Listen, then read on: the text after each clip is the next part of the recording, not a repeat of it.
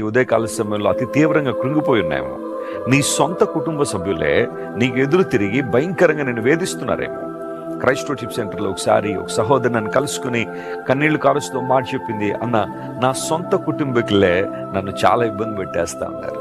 నా తల్లి, నా తండ్రి, నా తోబుట్టువులు నన్ను చాలా భయంకరంగా వేధిస్తున్నారు, బాధిస్తున్నారు. ఎందుకోసం అంటే నేను విశ్వాసంలో బలపడడం వారికి ఇష్టం లేదని ఆ చెల్లెమ్మ కన్నీళ్లు కారుస్తుంటే చాలా బాధ అనిపించింది.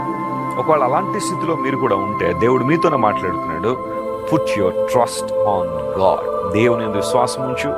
ఆయనే నీ రక్షణకర్త, ఆయనే న్యాయకర్త, ఆయనే నిరీక్షణకర్త, ఆయనే నీ విశ్వాసానికి కూడా కర్త అయిన దేవుడు. కాబట్టి అన్నింటినీ తన స్వాధీనంలో ఉంచుకున్న దేవుని వైపు నువ్వు చూడగలిగితే అసాధారణ అద్భుతాలు నువ్వు చూస్తావు. ఏడి మీ దేవుడేడి అని ప్రశ్నిస్తున్న వారికి నీ విశ్వాసమే బదులు ఇవ్వాలి, నీ విశ్వాసమే సమాధానం ఇవ్వాలి.